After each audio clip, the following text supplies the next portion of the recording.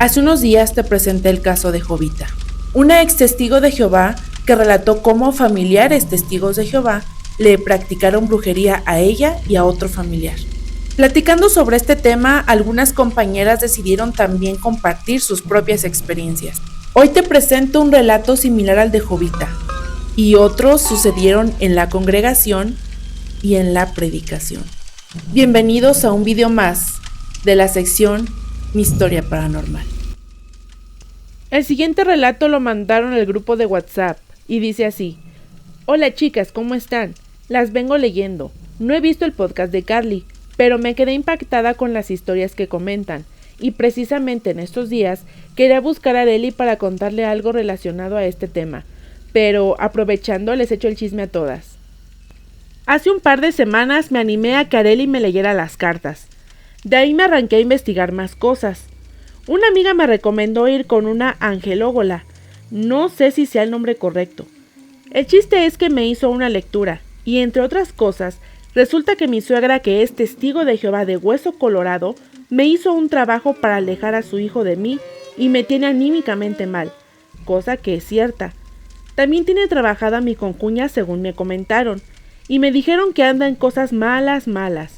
Ese día me hicieron algo que se llama despojo, pero después de eso me han sucedido muchas cosas paranormales, por así decirlo. Moscas panteoneras en casa. A la ventana de mi recámara le apareció moho negro. Mi hija y yo hemos escuchado ruidos extraños en la noche, y la semana pasada fuimos de viaje a una cabaña en medio de la nada, y escuchamos claramente mi esposo y yo la voz de una mujer cantando: «Alabado seas». No saben lo extraño que se sintió escuchar eso. Yo soy del Estado de México y la zona en donde yo vivía y que era el territorio para la predicación es una zona de viviendas de Infonavit. Ya saben, ¿no? De estos edificios de 3 niveles que son todos iguales. Así era ese territorio. Entonces, en la congregación en donde yo estaba, había una hermana que tenía una discapacidad y no podía subir escaleras. Entonces, ella siempre predicaba solamente en las plantas bajas. Y el día en que sucedió lo que les voy a contar, nos asignaron para el servicio a mi mamá, a esa hermana y a mí. Entonces, pues yo me quedaba con la hermana a tocar en las casas que estaban en el primer nivel y mi mamá subía, ¿no?, a predicar en los otros 2 niveles.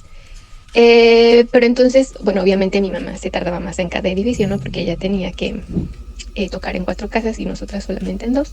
Entonces mi mamá me dijo algo así como que la esperáramos, ¿no? O sea, que no termináramos con las 2 casas y nos fuéramos, sino que la esperáramos. Entonces, en uno de los edificios, la hermana y yo terminamos de tocar las puertas y yo subo a los otros niveles a buscar a mi mamá y la encuentro, pero, o sea, en lo que veo yo cuando subo al nivel que les digo es, o sea, un departamento con la puerta abierta, una mujer que era la ama de casa, que está como sentada en el piso, llorando, así despeinada, y mi mamá también sentada junto a ella, como sobándole la cabeza, y yo, pues como que me sorprendí mucho, ¿no?, porque no esperaba ver eso.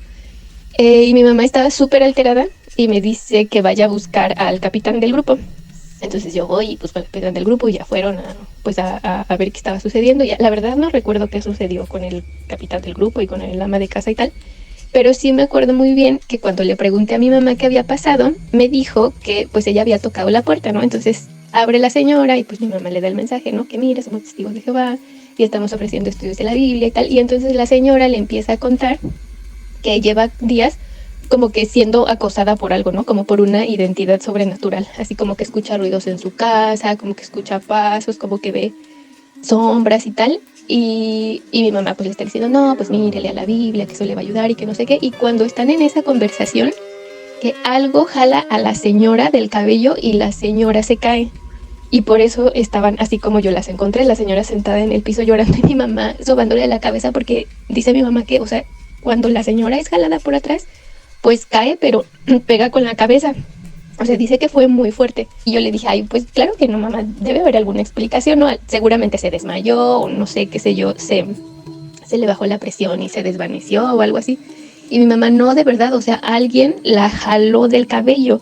O sea, porque, cuando uno se desvanece o se desmaya, como que es un movimiento muy particular, ¿no? Pero este realmente había sido de alguien que había jalado a la señora del cabello y la había tirado, y obviamente la señora estaba sola en su departamento.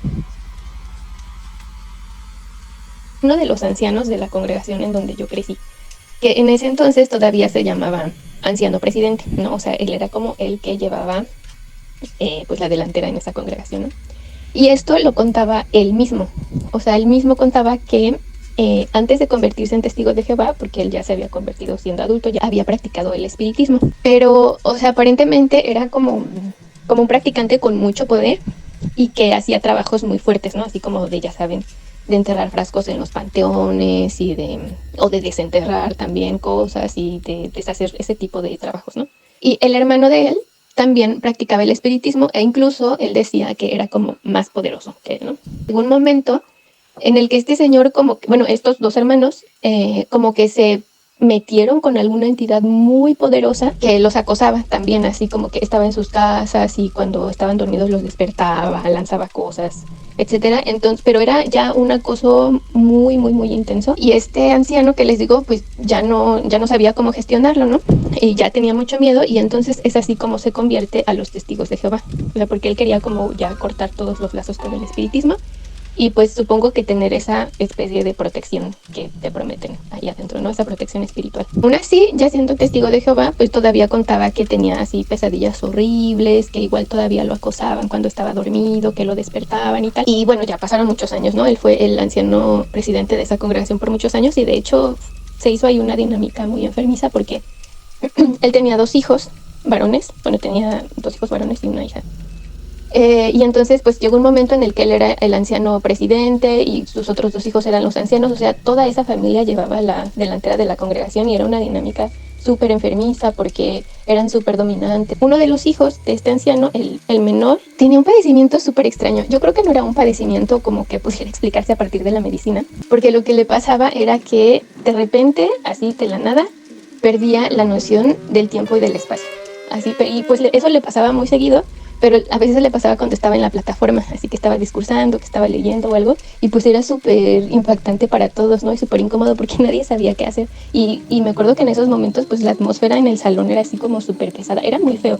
Y pues yo estaba chica, yo era niña, así yo recuerdo que me asustaba muchísimo. O sea, hagan de cuenta que él, por ejemplo, estaba en la plataforma y de repente así se eleva el avión de verdad, pero completamente, y empezaba a decir como, o sea, con la mirada perdida, así empezaba a decir, ¿dónde estoy?